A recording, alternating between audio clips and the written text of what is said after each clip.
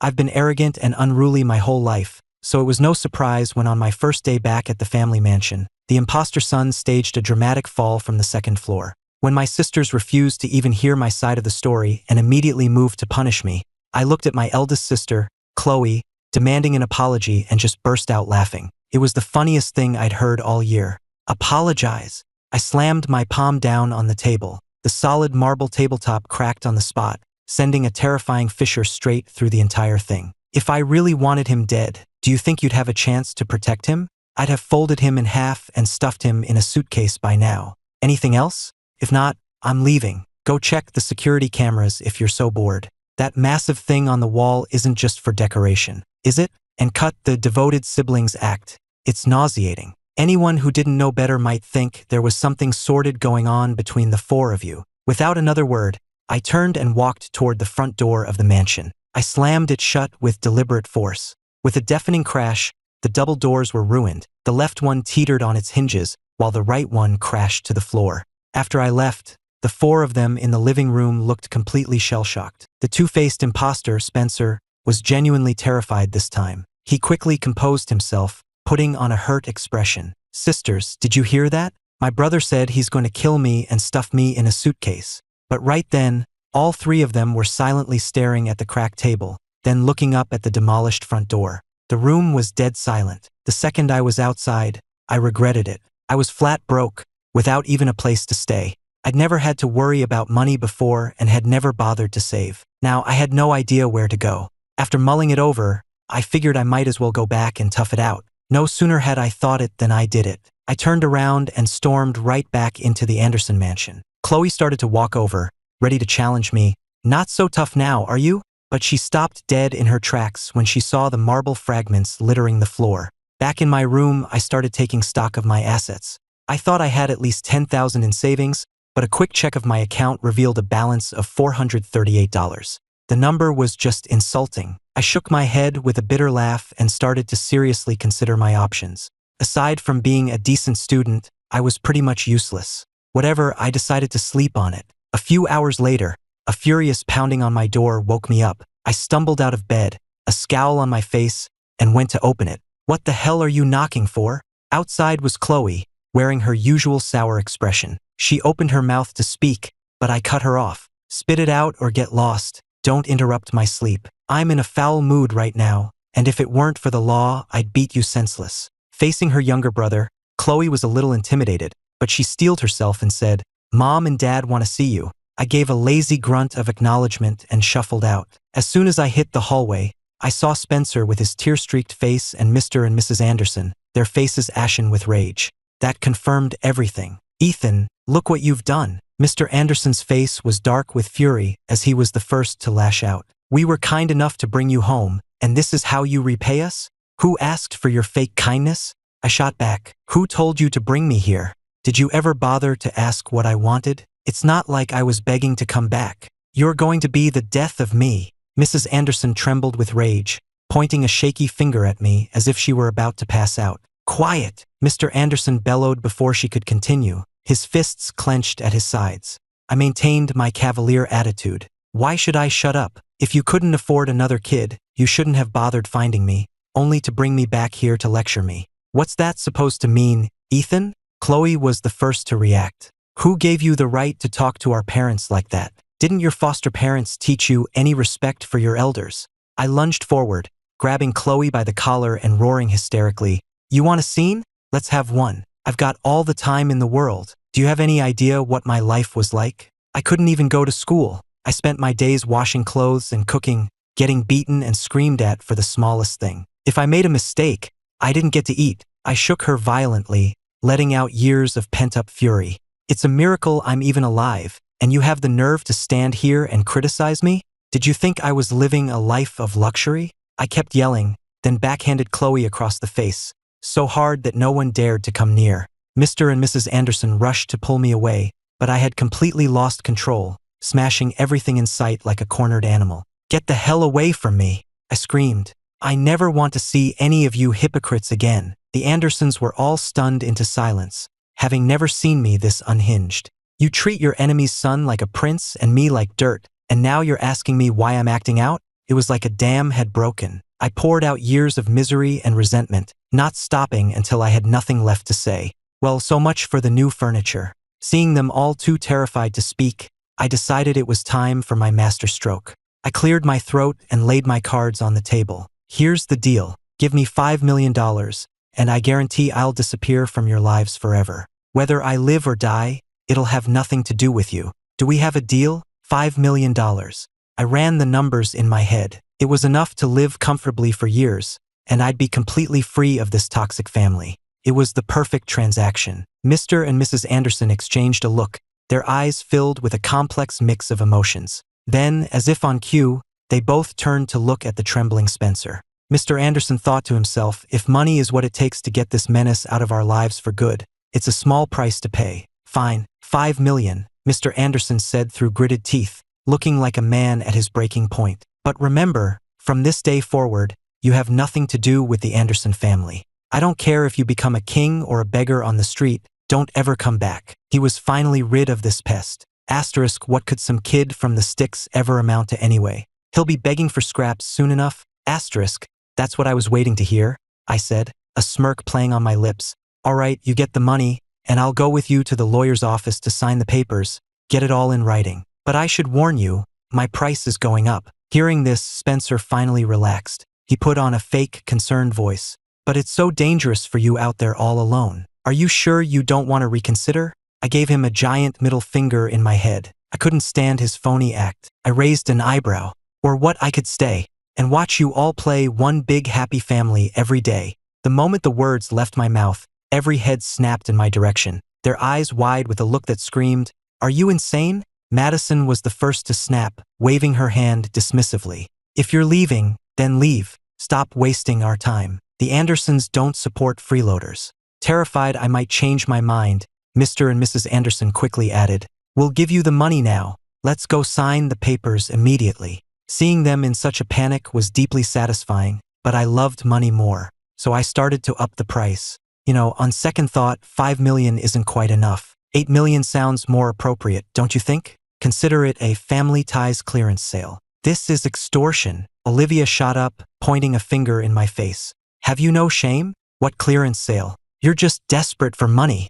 How much is shame worth? I can sell you some if you'd like, I said, rolling my eyes. Money is king these days. Pride leaves you hungry, shamelessness gets you fed. That's the simple truth. I held up 8 fingers. 8 million, not a penny less. That's the price for my freedom. Non-negotiable. Spencer instantly flew into a rage, barking like a dog whose tail had been stepped on. 8 million? Why don't you just rob a bank? Mom and Dad's money doesn't grow on trees. You don't deserve it. I widened my eyes in mock surprise and slowly held up 2 more fingers. Ah, you just reminded me. 10 million is a much better number. After all, robbing a bank is illegal. Spencer looked like he was about to keep yelling, but Chloe clamped a hand over his mouth, terrified of what he might say next. Mr. Anderson took a deep breath, as if making a monumental decision. 10 million. Now get out. The Andersons can afford it. I nodded, satisfied. Deal. Today was my lucky day. On Monday, just as I walked through the school gates, I saw Spencer getting out of a luxury car. His eyes were filled with scorn. Well, if it isn't the great young master who got kicked out of his own home. You've already cut ties, so why are you still shamelessly showing your face at school? Don't tell me you're still hoping for the Anderson family's tuition money? I grinned back at him. Oh, you've got it all wrong. An opportunity to learn is like a limited edition collectible. You can't just waste it. I know you're the type who doesn't have to worry with your family's fortune, but don't look down on us hardworking types who have to make it on our own. I said this with a broad smile, but as soon as a crowd started to gather, I raised my voice. I mean, I already gave you my spot as the Anderson heir.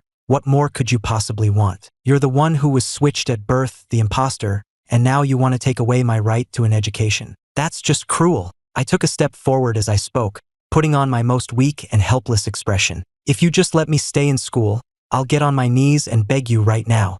I've already given you my place as the true son. What more do you want? Do you have to drive me to my death to be satisfied? As soon as I said that, the students around us immediately started whispering among themselves. Oh my God, so the rumors were true. Spencer is actually an imposter. And he's so cruel, he forced the real heir out. If that were me, I'd have been so ashamed I would have disappeared. How can he still show his face? I guess he got addicted to the rich kid lifestyle. He can't accept that he's just a knockoff. The color drained from Spencer's face. He clearly hadn't expected this move and scrambled to explain. That's not what happened. He took $10 million from the family and cut ties voluntarily. I never forced him to do anything. I was laughing internally, but on the outside, I looked completely helpless. I'd even put a couple of drops of saline in my eyes beforehand. I looked at the crowd, my eyes red-rimmed. You were the one who staged that fall, but you insisted I pushed you. The whole family took your side. What was I supposed to do? I had no choice but to leave. This performance caught Spencer completely off guard. Is Ethan insane? He thought. Asterisk after turning the house upside down. Now he's playing the victim? It's sickening. Asterisk that day. The story of the imposter son bullying the true heir spread like wildfire. All the people who already disliked Spencer flocked to my side to show their support. When Spencer saw this in the classroom, his hand holding his pen was shaking with rage. He looked like he wanted to kill me right then and there. Life was pretty good for me now. Not only were classmates constantly offering to help me out, but even the teachers gave me special attention. This was all because I had shocked everyone by scoring first in the grade on a pop quiz. When the results were posted, Spencer was completely dumbfounded. He stared at the grade sheet, muttering over and over, "Impossible. Absolutely impossible." He couldn't wrap his head around it. In his mind, I was a failing student who could barely complete his homework. How could I transfer to an elite academy in Beverly Hills and suddenly score the top grade? He must have cheated, Spencer thought, absolutely certain. There was no other way. He immediately stormed into the teacher's office and declared, "I want to report Ethan for cheating." The teacher, Mr. Davis, had already heard the rumors about me. His expression soured. "Do you have any proof, Spencer?" "Of course." Spencer pulled out his phone and showed him photos of my old homework. "I saw his schoolwork when he first came to live with us. There's no way he could get first place. He was always at the bottom of his class."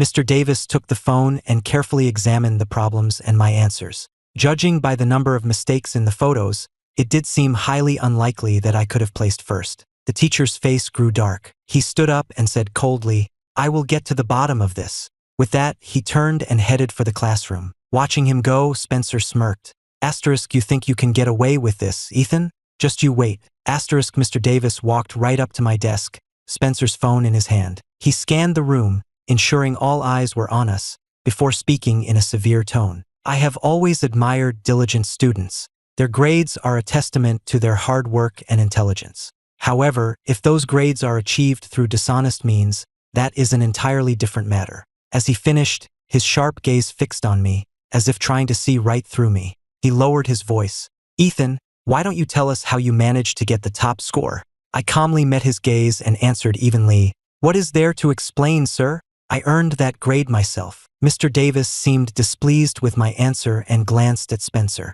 Spencer immediately took the cue and pulled down the projector screen. Mr. Davis quickly connected the phone and projected its screen onto the board. It was a picture of a worksheet I'd done a month ago, covered in red X's. "This was your homework from a month ago," Mr. Davis said, pointing at the screen. "You were making mistakes on simple problems like these. How could you possibly get a perfect score on the exam?" I glanced at the screen, let out a lazy yawn, and gave a dismissive laugh. "Sir, someone else was living my life back then. When I finally got it back, I didn't feel like showing my full potential right away. Is that so unreasonable? Are you really going to judge my abilities based on a single worksheet from a month ago?" Just then, Spencer stepped out from the crowd of students, looking at me with a challenging glint in his eye.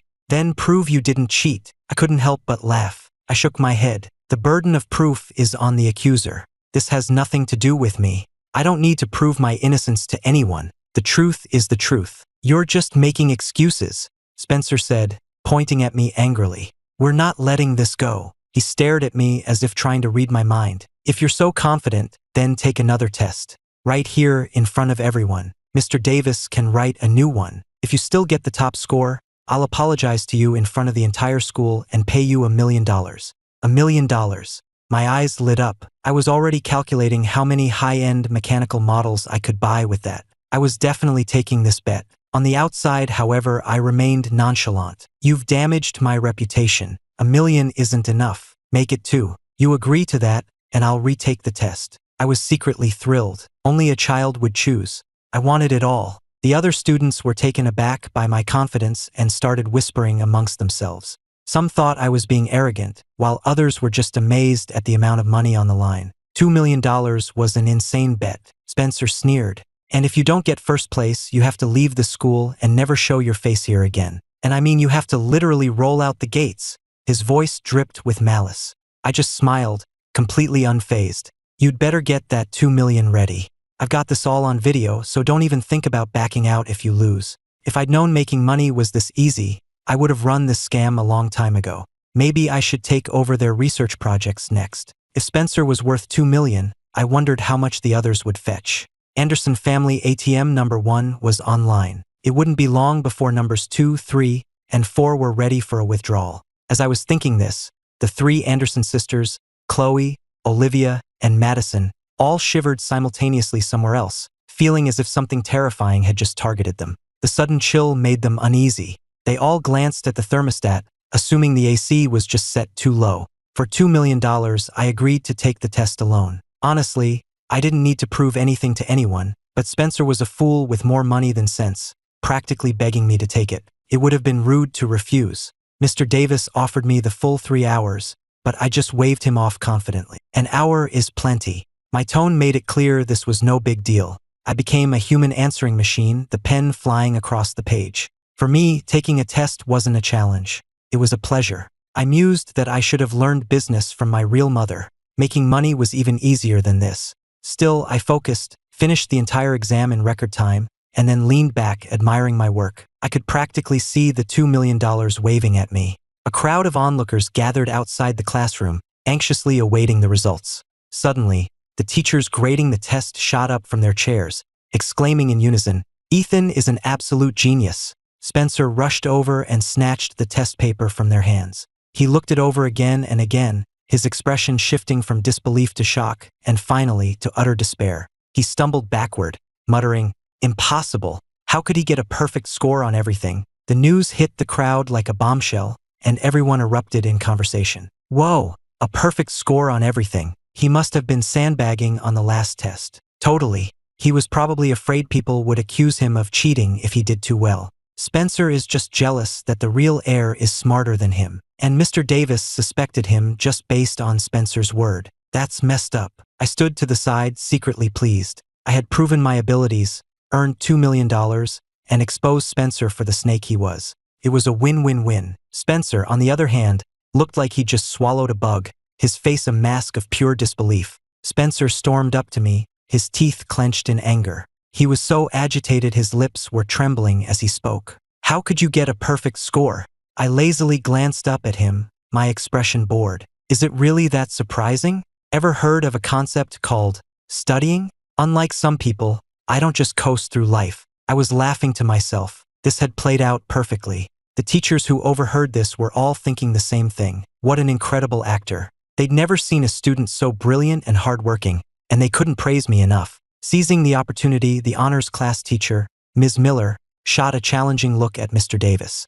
"Don't you think it's a bit rash to suspect a student like that? Jumping to conclusions based on a single accusation." Then she turned to me, her eyes filled with admiration. "Ethan, you should transfer to my class. I can guarantee you won't have to deal with any of this nonsense there." I smiled politely. "Thank you for the offer, Ms. Miller, but I have some personal business to attend to first." With that, I walked calmly over to Spencer and stated my terms. $2 million, and a public admission that you slandered me out of jealousy, followed by an apology. Spencer's face was a mask of fury, but he had no choice. He pulled a checkbook from his pocket. "Here's your money. But if you think I'm going to apologize, you can forget it." I took the check with a cold smile. "Fine, no apology." Before he could react, I slapped him twice across the face. "Such a handsome face. It's a shame the skin is so thick. It would be much better if it were a little thinner." Everyone in the room was stunned. I, however, just shook out my hand as if nothing had happened. "Wow, your face is so thick it actually made my hand sting." Then I turned to Mr. Davis and said with a serious expression, "Your baseless accusations have caused me a great deal of distress. Therefore, I've decided to accept Ms. Miller's invitation and transfer to the honors class." The room erupted. Mr. Davis's face went pale, while Ms. Miller beamed with delight. News that I'd hit Spencer spread like wildfire, quickly reaching Chloe. The bell for third period had just rung when she stormed up to the honors classroom, yelling, "Ethan, get out here right now. Who do you think you are, bullying Spencer?" Spencer, who was with her, kept his head down, his face a mask of resentment. But when he looked up, he put on an expression of pure victimhood, saying weakly, "Chloe, it's really not his fault." Inside the classroom, I didn't even look up. I just listened to the drama unfolding at the door, finding the whole thing laughable. My new classmates couldn't stand it. "Spencer is such an actor," one whispered. "He's the one who accused Ethan of cheating, and now he's playing the victim. Didn't he promise to apologize in front of everyone and pay $2 million if Ethan was innocent? He paid the money but refused to apologize, and now he's trying to flip the script. The guy has no shame." Chloe heard every word. She stopped, walked right into the classroom, and demanded with a stern face, "Who were you just talking about? What exactly happened?" One of the students couldn't resist speaking up, his voice dripping with sarcasm. "Your thick-skinned little brother, Spencer. Ethan got first place on the last exam, so Spencer accused him of cheating. He demanded that Ethan prove his innocence or apologize in front of the whole school and pay $2 million. Chloe was visibly stunned. She turned to stare at me, her eyes wide with surprise. "You got first place? I didn't even look up from my book. If it wasn't me, was it you? If you're gonna have a meltdown, do it after class. You're disturbing everyone." Then I went back to my textbook. A second later, Chloe was dragging Spencer out of the room. I was surprised she didn't make a bigger scene. Out in the hallway, Chloe asked Spencer with a grim expression, "Is what they said true?" Feeling his sister's piercing gaze, Spencer decided to double down. "You'd rather believe a bunch of strangers over me?" he cried, his voice full of manufactured hurt. "I'm the one who got bullied, and you're questioning me?" With that, he turned and stormed off. Chloe didn't follow him. Instead, she went to the principal's office. When she finally understood the whole story, that I had indeed earned first place with a perfect score, a look of genuine shock crossed her face for the first time. She was still in a daze as she left the administration building. This academy was one of the best in the country. Getting a perfect score was almost unheard of. After school, I ran into Chloe again at the main gate. She blocked my path as soon as I stepped outside. I looked up, annoyed. "If you have something to say it. You're in my way." "Ethan," Chloe said, her tone like she was interrogating a suspect, "why didn't you tell us you were such a good student?" I knew her type all too well. In the original novel, she was the classic snob who judged everyone. I crossed my arms and smirked. "What's it to you? Were you going to give me a cash prize or something?" Chloe gritted her teeth. "If Mom and Dad had known you were this smart, they never would have let you leave." I looked at her like she was an idiot. "Who cares? Getting paid to leave wasn't good enough? You should really get your head checked. Now stop being an eyesore." With that, I pushed past her and walked away, leaving Chloe standing there in stunned silence. My new custom-built PC was waiting for me when I got home. As soon as I had it assembled, I booted it up and, with my system's help, looked up Chloe's current research project. When I saw she was working on semiconductor development, I had to laugh. What a coincidence. This was my specialty. Without a second thought, I started drafting a paper. In the years I spent with my real mother, when I wasn't studying, I was in her lab, tinkering with high-tech equipment. As soon as the paper was done, I submitted it to the university's research group. The very next day, the head of the university's research division came to see me personally. "I've read your paper," he said. "It's brilliant. There are some concepts in it that my team is still trying to wrap our heads around. To further this research, I'd like to formally invite you to join our group." That was exactly what I'd been waiting for. I accepted on the spot. The moment I joined the lab, I showed them what I could really do. Modifying the timing crystals, adjusting the parameters, it was all child's play for me. I tried to remember how my mother used to do it. As I worked, a key step came back to me. Right, I had to resize the die first. After I was done working my magic on the fabrication machine, everyone just stared, completely dumbfounded. Chloe's friends linked arms with her, teasing, "I hear that's the real Anderson heir. How could your family ever let a genius like that go?" "Shut up," Chloe snapped, pushing her friend away, but her eyes never left me. When the performance test results came back, the entire lab was in an uproar. The chip I had designed was incredibly fast, rivaling the top commercial chips on the market, and even outperforming them in some areas. "Ethan, you're incredible. You're a genius." Everyone was looking at me with pure admiration. I just smiled. "I just enjoy tinkering with this stuff. Your lab had the materials, so I thought I'd give it a shot." This was the second time I had left Chloe completely stunned. She walked over to me, her expression complicated, and asked the question that was burning in her mind. Did you do this on purpose? I gave her a placid smile. On purpose? Your lab posted the recruitment notice 3 days ago. I cut ties with your family a week ago. What am I? A psychic? I gave Chloe a sideways glance, my expression saying it all. Asterisk, how could you even think that? You were willing to accept a loser like Spencer, but you can't handle the idea that I might actually be a genius. Asterisk, I shot back. Chloe searched my eyes but found no trace of anger, not even a hint that I cared. She turned and walked out of the lab. I stood there, watching her leave, a faint smile playing on my lips. Asterisk, she can't even handle this? What's she going to do later? Asterisk, the research value of this chip was significant enough to attract government funding. Since I had developed it on my own, no one else even suggested sharing the credit. Chloe watched all of this, gritting her teeth in frustration. Why, she thought, I've worked for years and gotten nowhere, and he, the outcast, does it effortlessly? I held the funding agreement and smiled. Actually, I'm happy to share my findings. I'll make the research data public for everyone to study. The patent, however, is mine. The moment I finished speaking, the lab erupted in applause.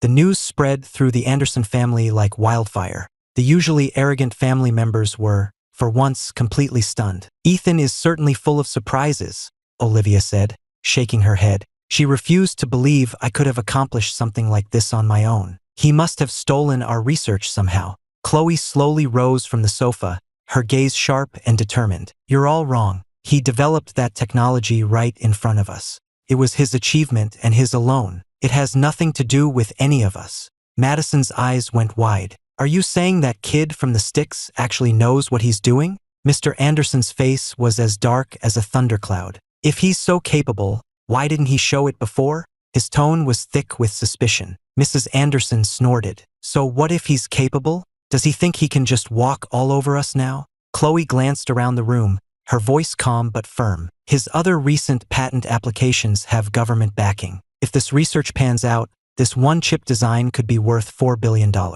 And if we want to use it, we'll have to pay him royalties. $4 billion, Mrs. Anderson cried out, clearly shocked by the number. He's doing this just to spite us, isn't he? Spencer hid in the corner, his eyes burning with jealousy. He clenched his jaw, a bitter resentment welling up inside him. Asterisk, why? Why does everything come so easily to him? Asterisk, at that very moment, I was lounging comfortably on my balcony with a cup of coffee, watching the ugly expressions on the Andersons' faces via my system's feed. I couldn't have been more pleased. They were certainly a dramatic bunch. I grinned and started compiling some data. It was time to send a little gift to the two genius Anderson sisters. That's right, it was time to stir the pot again. First, I sent Olivia a detailed report that clearly outlined the flaws in her medical research and provided viable solutions. When she read it, she was completely floored. She refused to believe it could have come from me. Meanwhile, Madison received a new proposal for her own tech project. It not only solved her immediate problems but also laid out a clear path for her future research.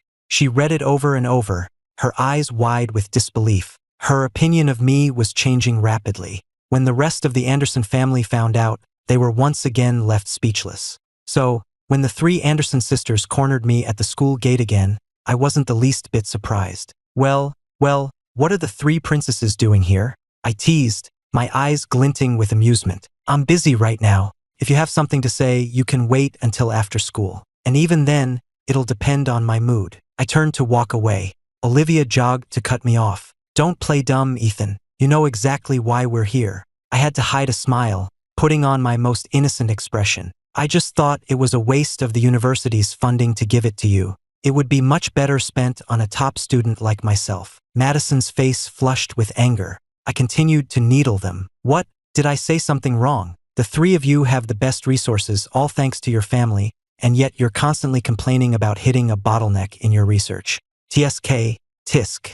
Madison's expression was grim. If you were this capable, why didn't you say so before? You could have stayed with the family. What's your game here? I rolled my eyes. And you would have believed me? Besides, I have nothing to do with the Anderson family anymore. Why are you even talking to me? Don't tell me you want me to come back and save the family name. Madison was speechless. There is no we, I said, waving my hand dismissively. Go find your precious little brother. He's the hope of the Anderson family. I'm just a footnote in your story. I glanced at my watch. I don't have any more time to waste on you. I've already lost 3 minutes. Time is money. The three Anderson sisters just looked at each other, speechless. I was already walking away, not once looking back, leaving them with nothing but the sight of my retreating back. Madison started to go after me, but Chloe held her back. That's enough, Madison. Don't embarrass yourself further. Her own gaze, however, followed me as I walked away, her expression unreadable. Madison struggled against her sister's grip. Let me go, Chloe. That jerk is too arrogant. I'm going to teach him a lesson. Chloe was unfazed. Are you sure you'd be teaching him a lesson? Or would you just be making a fool of yourself? How can you say that? I'm your sister. Madison protested. And even sisters have to face reality, Chloe said, letting her go and turning back towards the campus exit. Let's go home and figure out our next move. Olivia walked over, frowning. Chloe, Madison, how much of what he said do you think is true? The question made her think back to everything that had happened. I don't know, Chloe said, shaking her head. But if he's not lying, then have we been wrong about Spencer all these years? Is it possible Ethan really doesn't care about the inheritance? That he's not trying to compete with Spencer? Madison got worked up again. Of course he cares. That kid is a schemer. Don't fall for it. A schemer. Chloe laughed softly. I think you're the one who's being naive. Chloe. Madison pouted. Just then, Spencer emerged from around a corner. Watching his sisters argue filled him with a sense of irritation. My recent accomplishments had made me famous, and university recruitment offices were falling over themselves to make me offers. I turned them all down, telling them I already had plans. The principal of my academy was baffled. Ethan, these are incredible opportunities. Why are you turning them all down? I just smiled. I enjoy the process. The outcome isn't that important to me. The principal could only shake his head in resignation. Spencer, meanwhile, was not having a good time. After the cheating scandal, no one wanted anything to do with him. Everyone had seen his true colors. And with me being so popular, even the Anderson sisters were trying to get my attention. Who had time for Spencer anymore? Spencer sat in the classroom, clutching his phone, his heart filled with a burning hatred. He stared down at a photo of me on his screen, and then, with a grimace, he forwarded it to a group chat, his eyes filled with venom. Whoever can get rid of this guy, I'll pay 10 million. The group chat exploded. Get lost. This one's mine. The offer was too tempting to resist. Spencer added more fuel to the fire. And I'll guarantee you safe passage out of the country. A clean break. That sealed the deal. Many in the group were already getting excited, their eyes gleaming with greed, imagining the new life that awaited them. As a result, I was cornered by a group of thugs on my way home. Spencer had chosen the spot well. It was a blind spot for all security cameras, the perfect place to commit a crime. The leader, a brutish-looking man, rubbed his hands together and grinned. Ethan, you could have picked a fight with anyone, but you had to go and piss off our client. You're just asking for it. I glanced around. He was right, not a camera in sight. I stretched lazily, a smirk playing on my lips. Looks like you boys are about to experience a new world of pain. Ah, listen to this kid, someone in the crowd yelled. Get him, boys. The rest of them swarmed me. I asked my system internally, asterisk this doesn't count as bullying, right? They started it. Asterisk the system paused for a moment, as if seriously considering the question. It probably doesn't count. I grinned, pulling a 5-foot steel baseball bat from my system inventory. I rested it on my shoulder, a dangerous glint in my eye. Step right up, folks. First come, first serve. The thugs saw the bat and froze, their eyes practically bugging out of their heads. I didn't give them time to react. I swung the bat in a wide arc, and the alley filled with a symphony of screams. Ooh, that one's going to leave a mark, I taunted as I swung. He'll be laid up for a few months, I bet. The thugs were all screaming in agony, their earlier bravado completely gone. I showed no mercy, swinging the bat like a man possessed. I took them on one by one, two by two, my movements clean and efficient like a one-man army. Gradually, the number of attackers dwindled, while the number of men writhing on the ground grew. The once menacing thugs were now pale and trembling, looking like they'd seen a ghost. Spencer never said this kid could fight like this, one of them groaned. He's not a student, he's a damn movie action hero. Realizing they were outmatched, the thugs immediately lost their nerve. They all dropped to their knees, begging for mercy. Please, man, have mercy. We were just paid to do a job. We had no choice. I pulled out my phone and started recording, my expression cold. If you were hired, then tell me who hired you. One of the thugs glanced at his fallen comrades, then made a decision. It was Spencer. He said he'd give us 10 million to get rid of you and arrange for us to leave the country. I raised an eyebrow. That's just your word. Do you have any proof? The man fumbled for his phone. Yes, right here. Look. The phone screen clearly showed a screenshot of a chat from Spencer's Instagram account. 10 million to take him out. I'll get you out of the country. The evidence was undeniable. I nodded, satisfied, stopped the recording, and put my phone away. Then I turned and walked out of the alley. The thugs watched me go, not daring to even breathe too loudly. I walked out of the alley in a great mood, whistling as I headed for the Anderson mansion, looking for all the world like I didn't have a care. In the Anderson living room, Spencer sat on the sofa, eavesdropping as the three sisters discussed me. His expression grew darker and darker, a bitter jealousy churning in his stomach. Meanwhile, Mrs. Anderson, having heard that top universities were vying for me, was in a foul mood. Look what you've done, she said sarcastically to her husband. Think of the opportunities we've lost. I told you we shouldn't have gotten rid of Ethan. Mr. Anderson slammed his hand on the table and shot to his feet, his face red with anger. Now you're blaming me? As I recall, you were all for it when we kicked him out. Listening to his adoptive parents argue, Spencer felt more and more like an outsider. He'd thought my return would be a minor inconvenience, but reality had hit him like a ton of bricks.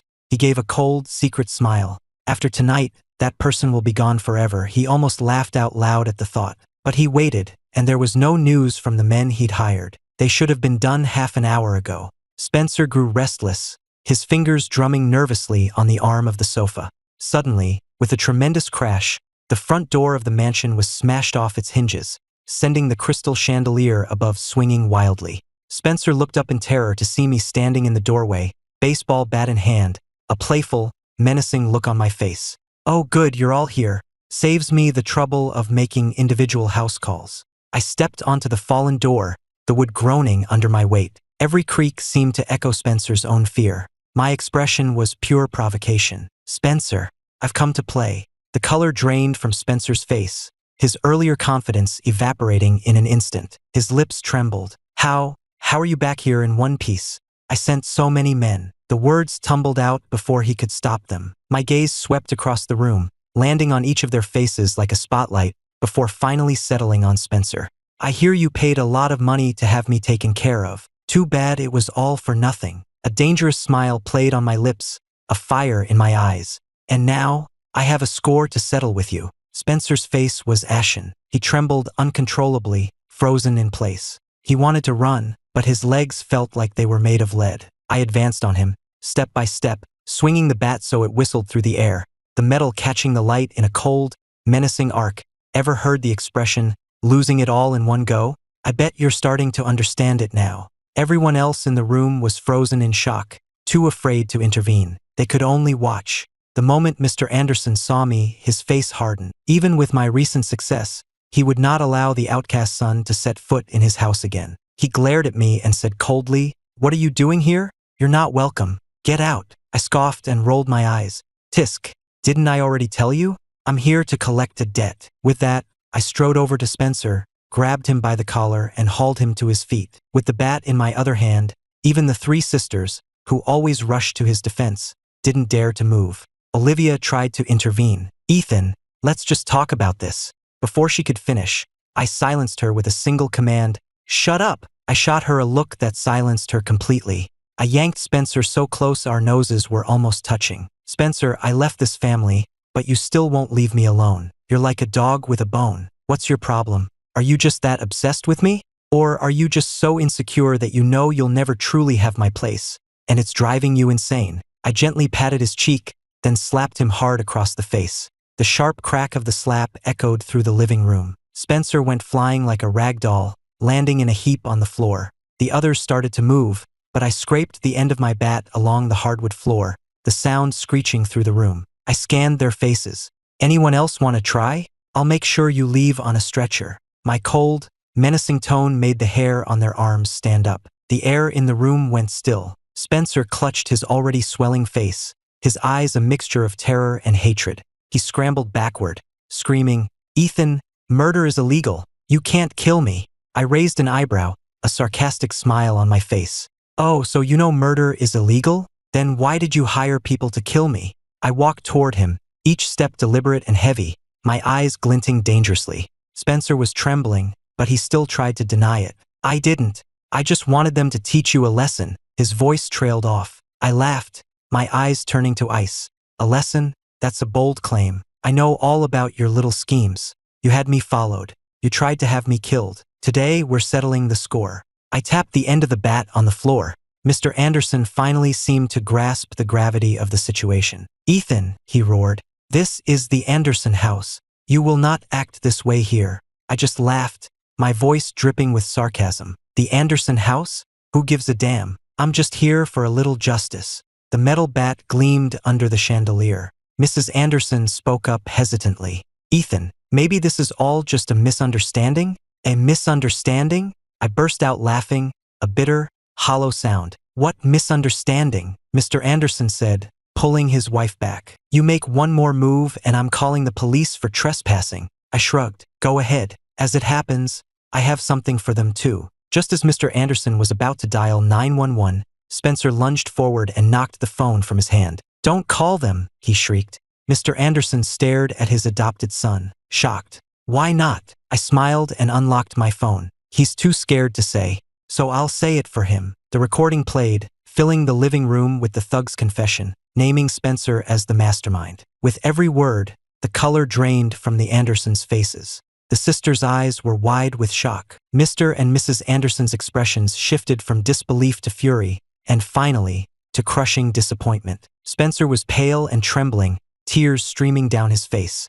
Dad, I had my reasons, you have to believe me. I didn't mean for it to go this far. Dad, please listen to me. I let out a lazy yawn and stretched. Well, I'm exhausted. The score is settled. I'll be handing this evidence over to the police. The rest is up to you. I turned to leave. Behind me, Spencer's desperate cries echoed through the room. Dad, help me. I don't want to go to jail. It was a moment of weakness. I know I was wrong. He crawled over to me, his face a mess of tears and snot, looking like a pathetic beggar. Brother, I was wrong. Please just give me one more chance. I'll never do it again, I swear. I laughed sarcastically and shook his hand off me, my eyes filled with disgust. Don't touch me. I watched his pathetic display with a sneer, as if watching a bad actor. Seeing me about to leave, Spencer turned to Mr. Anderson in a panic. Dad, he cried, I know I was wrong, but please, for all the years I was a good son, please help me. I was just jealous. My brother and sisters are all so brilliant. I just wanted you to be proud of me too. Listening to his adopted son's pleas, Mr. Anderson's resolve softened. He frowned, a look of conflict in his eyes. After a moment's hesitation, he finally spoke. Ethan, what will it take for you to let this go? I smiled a knowing smile and held up one finger. $1 billion, I said slowly. Mrs. Anderson flew into a rage. Are you insane, Ethan? $1 billion? You might as well just rob a bank. Her voice was shrill, her eyes wide with fury. I clicked my tongue, a playful glint in my eye. Don't want to pay? Fine by me. After today, when the news breaks that Spencer hired a hitman, and that the Andersons raised such a monster, you'll lose a lot more than $1 billion. And that's not even mentioning the school bullying scandals. I shrugged. Since you're not interested, I'll be on my way. I turned and headed for the door. Mr. Anderson broke out in a sweat. Wait, he called out. $1 billion, it's yours. He took a deep breath. But you have to guarantee none of this ever gets out. I turned back, a smirk on my face. I can only speak for myself. As for the rest, I shrugged. Who knows? You should ask around at his school. See what other good deeds your precious son has been up to. Mr. Anderson's eyes went wide with disbelief. What did you just say? He asked, his voice trembling. The color drained from his face. I just smiled, tapping the bat against my palm. You can find out the rest for yourself. It's not my story to tell. I rubbed my fingers together, a sly look in my eye. Just get the money to me, and this chapter is closed. After all, the money was what I was really after. Mr. Anderson's face was a mask of grim resignation. He let out a heavy sigh. The money will be in your account within 3 days. Give me the number. His voice was a mixture of suppressed rage and utter helplessness. I quickly sent him my account information, a triumphant smile on my face. Since we have a deal, I'll be going. With that, I turned and left, leaving the Anderson family staring after me in stunned silence.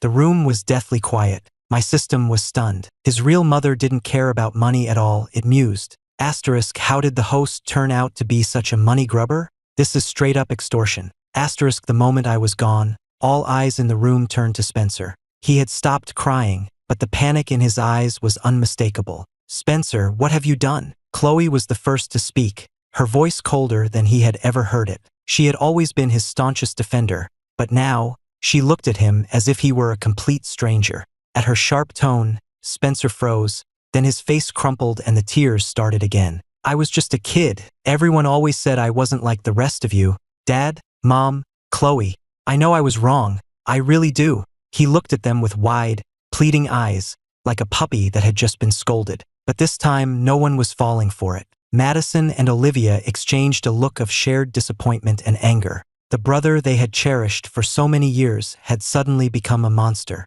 We'll deal with you after we find out the truth, Mrs. Anderson said, giving Spencer one last cold look before turning and heading to her bedroom. Her shoulders slumped with a weariness that went beyond physical exhaustion. She couldn't understand how she had raised such a child. Spencer collapsed onto the floor, clutching his head in his hands. How did it come to this? He whispered, his voice filled with despair. This isn't how it was supposed to be. He had thought he was in control, but now he realized he had only been fooling himself. Thinking about the $1 billion that was about to hit my account, I was so excited I could have danced. This was a massive windfall. I couldn't help but hum a celebratory tune, a new spring in my step. Suddenly, the system's voice echoed in my head. Host, Spencer's corruption level has just increased by 20 points. I just scoffed, a sarcastic smile on my face. Him? The original Ethan went through hell and never broke. This guy faces one little setback and he's ready to become a supervillain. I shook my head in disgust.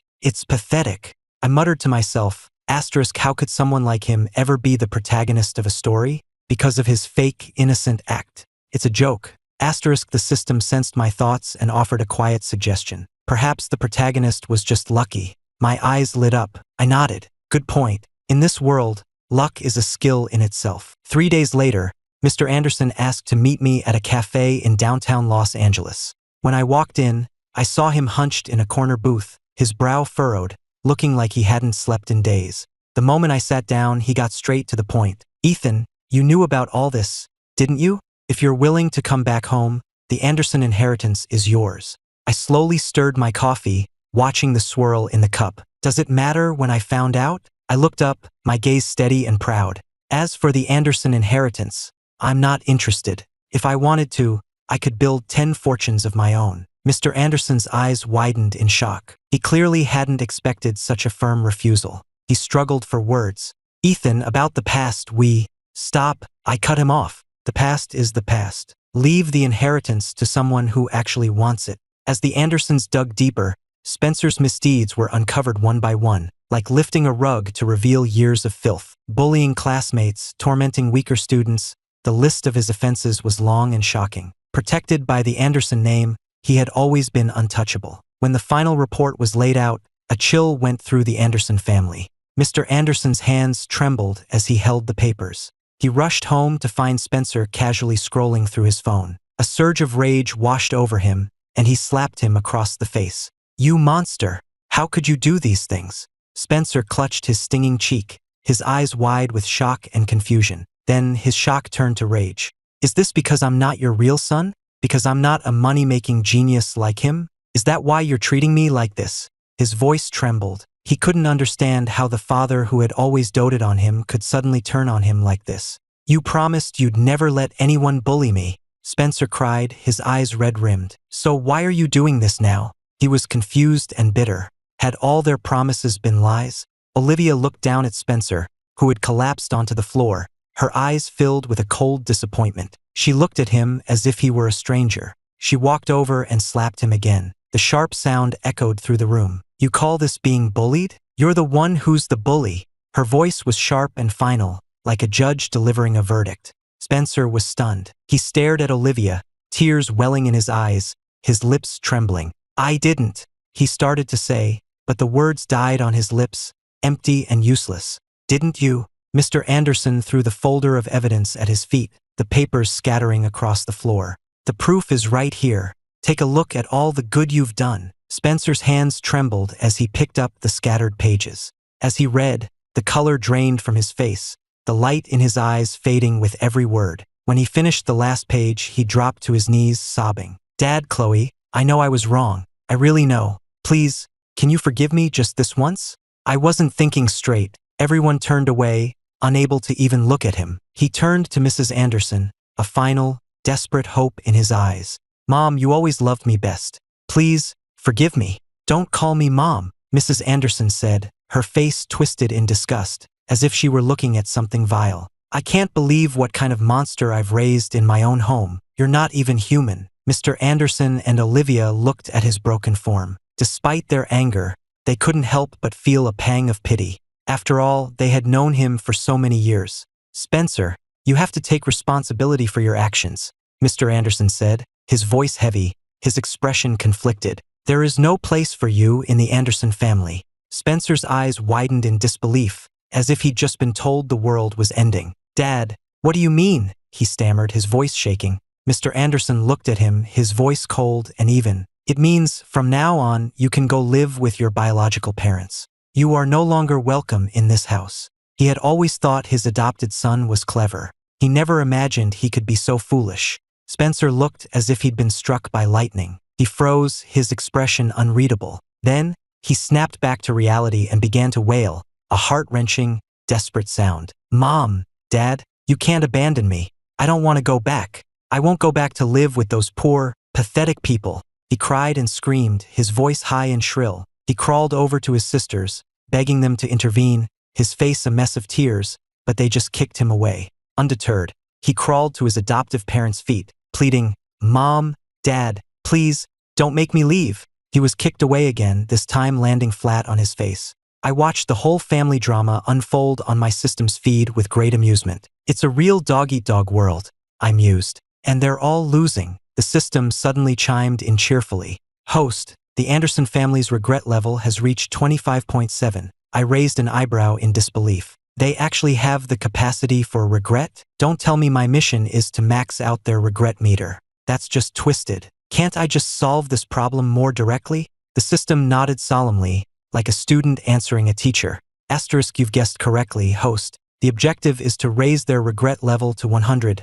Asterisk, I rolled my eyes. This is the worst mission ever. Other hosts get to beat up villains, and I'm stuck here farming regret points. Watching Spencer get tossed around by the Andersons like a soccer ball, I couldn't help but smile. Well, Spencer, look at you now. Not so arrogant anymore, are you? Go on, keep showing off." The drama continued. Spencer was thrown out of the house, left to stand alone at the gate, crying like a lost child, while the Andersons watched from the window as if he were a complete stranger. I watched the scene unfold, a deep sense of satisfaction washing over me. The news that Spencer had been expelled and disowned by the Andersons hit the school, and then the wider community like a hurricane. The once adored heir had fallen from grace, a shooting star crashing into the mud. It was quite the reversal of fortune. And through it all, I remained an island of calm, going about my business as usual. Just after school one day, Chloe rushed up to me, a placating smile on her face. "Ethan, Mom and Dad said they miss you. They want you to come home for a visit." I glanced at my watch and gave her a polite but distant smile. "I'm afraid I don't have time. I have a seminar with my professor. Sorry." Without another word, I walked to the sleek sports car waiting for me at the curb, its paint job gleaming in the California sun. As I got in, I deliberately rolled down the window and said to Chloe, my tone casual, "I have nothing to do with the Anderson family. Even if I were dead, I wouldn't want you at my funeral." Chloe was stunned into silence. She clearly hadn't expected me to be so harsh.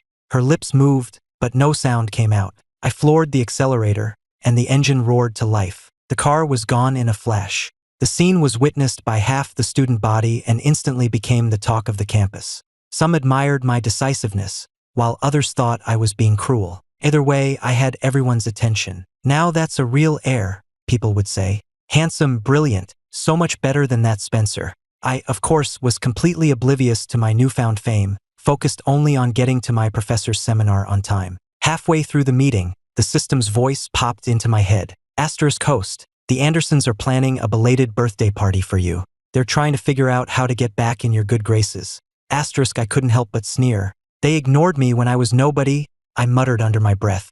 Now that I'm successful, they're all over me. Such hypocrites. Just then, my professor mentioned an overseas research project. He scanned the room. Any volunteers?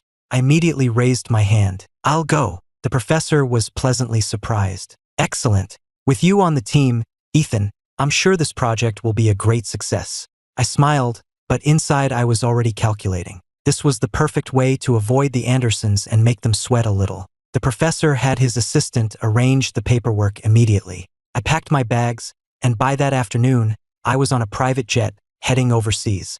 Looking out at the clouds below, I felt a sense of profound relief. The Andersons, meanwhile, were in the midst of planning my party, decorating the venue, and buying expensive gifts, all with looks of eager anticipation on their faces. The next day, they showed up at the academy, only to be told I had left the country. What? He left the country? The three sisters stared at each other, completely dumbfounded. The principal looked at them, confused. Didn't Ethan tell you? He left with his professor last night. The three sisters just shook their heads, a bitter taste in their mouths. It felt as if they had lost the best of their family, and the feeling was worse than they could have imagined. My time abroad was like a vacation, relaxing and carefree. After all, I'd spent years traveling the world with my mother, so I was used to different cultures, and my English was flawless. Communicating with the locals was no problem at all. I had come to the US for an academic exchange, but the moment I arrived, the other party tried to steal my patent, using all sorts of flimsy excuses to try and detain me. I'd seen these kinds of dirty tricks before.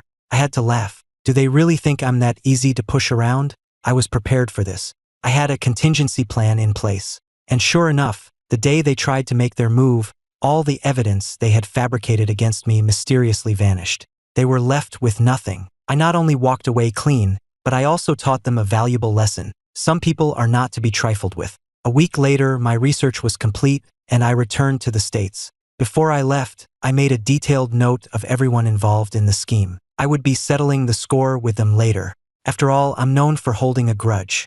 The moment I stepped off the plane at LAX, I was surprised to see the entire Anderson clan waiting for me. They were all smiles, acting as if we hadn't disowned each other. Their performance was so good, they deserved an Oscar. Ethan, you're finally back, Mr. Anderson said, putting on his best, caring father act. You must be exhausted. Come on, let's get you home so you can rest. Looking at their phony smiles made me sick to my stomach. I sneered. What's this?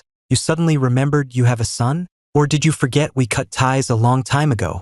Mrs. Anderson quickly chimed in with a forced smile. Ethan, that was all a misunderstanding. A family can't just break apart. That's right, Ethan, Chloe added, her eyes pleading. We all missed you so much. Olivia spoke softly. We investigated what happened. We know you didn't push Spencer.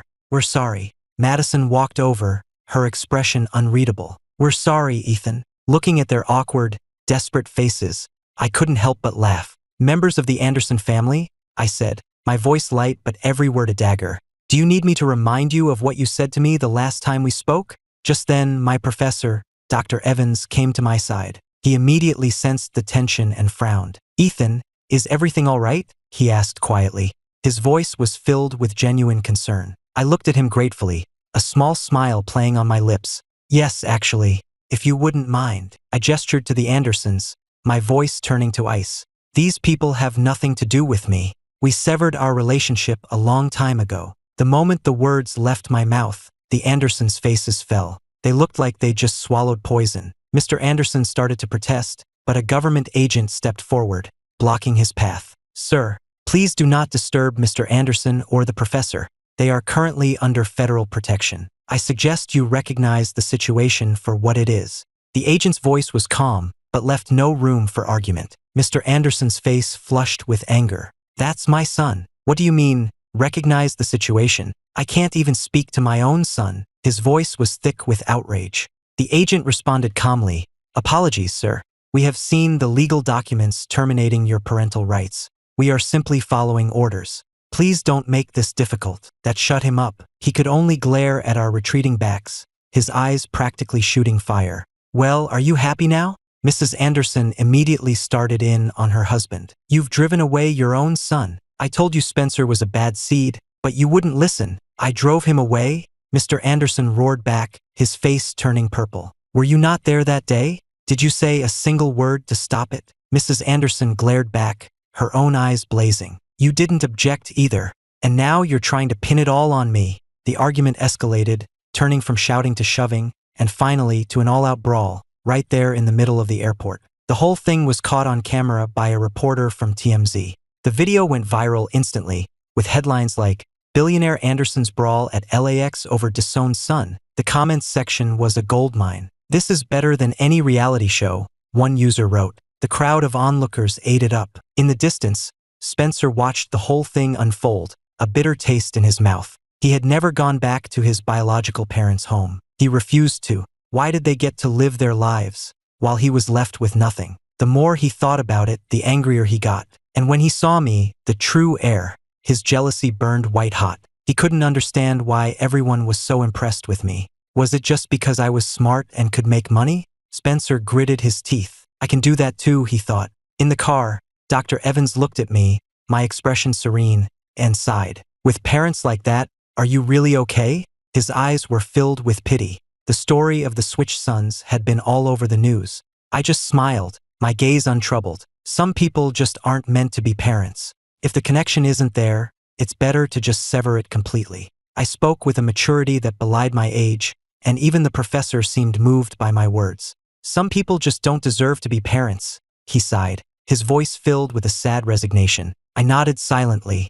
He had spoken the truth that was buried deep in my own heart. The wound had scarred over long ago. 3 days later, I secured 3 new patents. The news was another blow to the Andersons' already tarnished reputation. The more successful I became, the more the media dredged up the story of how they had chosen the imposter over their real son. The internet had a field day, joking that the Andersons had traded a prize racehorse for a donkey. The hashtag Ethan Anderson's revenge shot to the top of the trending list on Twitter, causing the Anderson family even more public humiliation. The 8th time I ran into Olivia, I finally snapped. My calm facade shattered. What is wrong with you people? I demanded, my brow furrowed in frustration. I told you I want nothing to do with you. Why do you keep hounding me? I shot her a furious glare. While their regret level of 45 was satisfying, being harassed every day was getting on my nerves. They sent everything from bizarre gifts to homemade lunches. At first, I would offer a polite refusal, but eventually, I just started avoiding them. But they were relentless, finding new ways to get things to me, like actors in some never-ending drama of repentance. Public opinion online began to shift. They've already admitted they were wrong, some people commented. Does he have to be so cruel? But others were quick to fire back. They were quick enough to disown him. Now that he's successful, they're crawling back. It's pathetic. My words left Olivia speechless, her face pale, her eyes dark with frustration. Ethan, we've tried everything. What more do you want from us?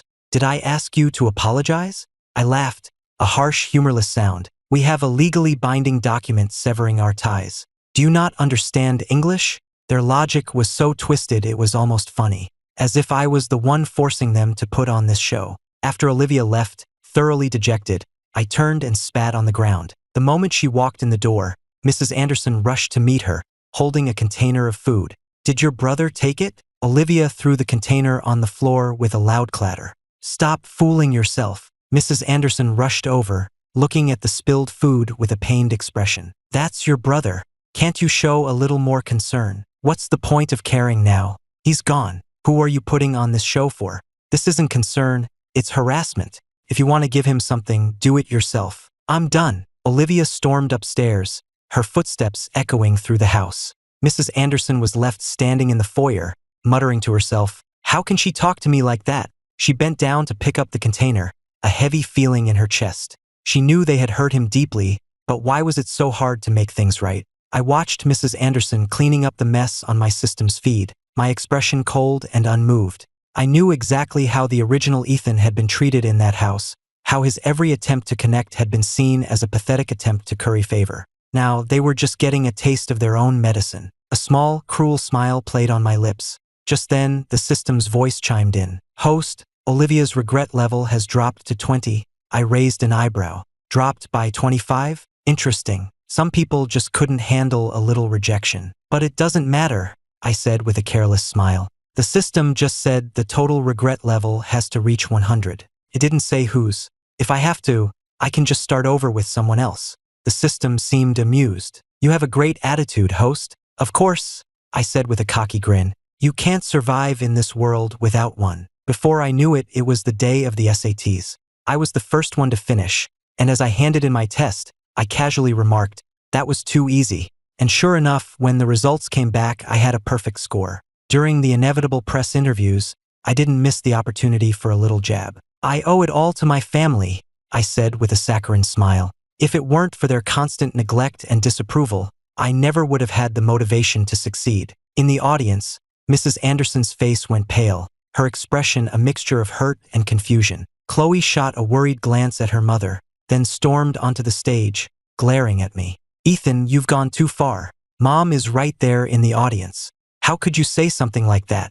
I just grinned, my eyes filled with scorn. Can't handle the truth? Was what you all did to me not 100 times worse? You brought that on yourself. Chloe shot back, her voice hard as steel. I nodded. You're right. I did bring this on myself. That sent Chloe over the edge. She clenched her fists and charged at me, her eyes blazing. I sidestepped her clumsy attack and delivered a sharp roundhouse kick that sent her flying across the stage. The entire auditorium was stunned into a dead silence. I slowly turned, my expression twisting into a snarl. You want to hit me? You think you're worthy?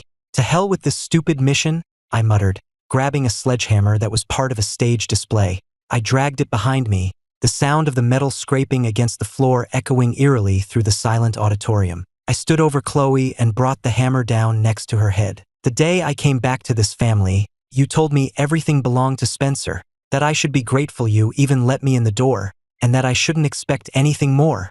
I brought the hammer down again, and Chloe let out a blood-curdling scream. The audience was frozen in shock. No one had expected this. Have you forgotten? I sneered, my eyes filled with contempt. Just then, Olivia and Madison rushed onto the stage to stop me. But before they could say a word, I swung the hammer at them, sending them both to the ground, writhing in pain. When Spencer framed me, you all believed him. When I needed you, where were you? My voice echoed through the auditorium, each word a dagger. I let out a raw, guttural scream that echoed through the hall. Then I fell upon the three of them, a flurry of fists and feet, not stopping until all three were unconscious. My eyes were filled with a demonic fury. I slowly turned to face Mr. and Mrs. Anderson in the audience, my gaze a torrent of pure hatred. Your family? I want no part of it. Every word landed like a hammer blow. Bother me again, and I'll kill you. With that, I turned and walked away, leaving a scene of chaos and a terrified audience in my wake. The air was thick with a suffocating silence. The system was practically sputtering. Host, what are you doing? The mission was to make them regret their actions, to set up a dramatic reconciliation. I blinked innocently. I am doing the mission, making them regret ever messing with me? That counts as regret, doesn't it? The system was speechless. But this is a complete deviation from the main plot. Deviation? I sneered. Can you unshit after you've taken a shit, just by apologizing? Good point. Please don't say it again. As the video of my rampage went viral, the entire internet was buzzing about the Anderson family. People talked about their cold indifference to their own son and their sudden, desperate attempts to win him back now that he was successful. The consensus was that the Andersons were shameless, money-grubbing hypocrites, begging for forgiveness without ever acknowledging their past cruelty. Are the Andersons insane? Comments like this were everywhere. Public outrage against the family was at an all-time high. To make matters worse, internet sleuths dug up every dirty secret from Spencer's past. One scandal after another hit the Anderson family, and their reputation was utterly destroyed. The string of negative press had a direct impact on the family's company stock. In a single day, their market value plummeted by over $3 billion. Watching all this unfold, I couldn't help but smile. This was real, tangible revenge, and it was deeply satisfying. I pointed to the system's data feed. See? What's the point of them just saying they're sorry? You have to make them feel it where it really hurts, their wallets. The system looked at the data, a sense of resignation in its tone. It had seen this coming, but it still wasn't used to my methods. Fine, it conceded. You're right. No wonder the veteran systems always said your best bet was to just shut up and watch the host do their thing. It was true. I've been with this host through so many worlds, the system thought, and I was still naive enough to think he might change. But just then, something incredible happened. The regret level of the entire Anderson family suddenly shot up to 80. The system was flabbergasted. Host, how did their regret level jump so high, so fast? I just smiled, a knowing glint in my eye. Just you wait. Empty apologies are worthless. True regret only comes when you lose something you value. Right now, they're regretting not believing the original Ethan, not treating him better. And that's why the numbers are going up. The process doesn't matter. Only the result. I crossed my arms, feeling completely in control. I was lounging in the rooftop garden of my penthouse apartment, lazily soaking up the sun. The light filtered through the leaves, dappling my skin. I idly flipped through a magazine, the pages rustling in the gentle breeze. The distant sounds of city traffic were a world away from my tranquil oasis. Every now and then, I'd glance in the direction of the Anderson estate, watching their public implosion with a growing sense of satisfaction. The protagonist is heading your way, the system's voice suddenly announced, shattering the peace. I raised an eyebrow and tossed the magazine aside. Let him in. A few moments later, Spencer burst through the door. He found me standing in the center of the living room, my arms crossed, a look of contemptuous amusement on my face that said, "About time you showed up." Spencer was live streaming. He planned to use this confrontation to clear the Anderson family's name and reclaim his position as their son. He stood in the doorway, his phone's camera trained on me, ready to capture every moment. He pointed a finger at me, his voice sharp with accusation. "Ethan, this is all you're doing, isn't it? You're just trying to make the family pay for taking my side." If he could just get me to admit it on camera, he thought, he might have a chance of getting back into the family's good graces. I just laughed, my voice calm and dismissive. Cause trouble for the Andersons?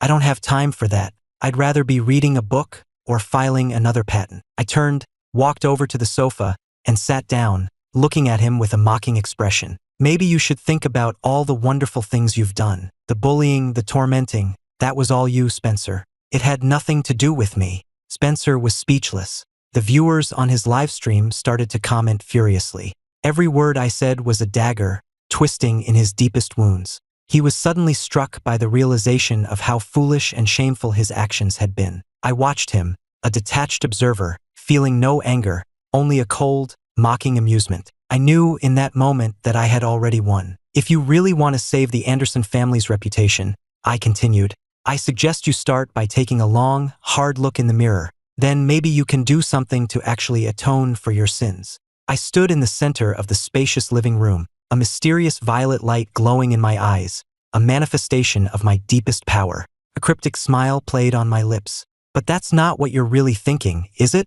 I said softly. My voice was a hypnotic melody that hung in the air. Spencer's eyes went distant. At my words, as if compelled by an unseen force, he began to speak his true thoughts. His expression twisted, his eyes taking on a feverish, obsessive gleam. "I did nothing wrong. I just did what had to be done," he snarled. "That kid I bullied deserved it. He was trying to seduce my fiancée. What was I supposed to do?" His voice was thick with a resentment that suggested the boy was the source of all his problems. He suddenly burst out laughing, a wild, unhinged sound. "And all those classmates always saying how I wasn't like my sisters, how brilliant they were just saying I wasn't the real heir, weren't they?" His laughter echoed through the empty room, chilling and distorted. His face grew darker, more menacing. "I was merciful enough not to kill them, and they still dared to talk," he hissed. "After I'm done with that bastard Ethan, I'll take care of them, one by one." His voice was cold and flat,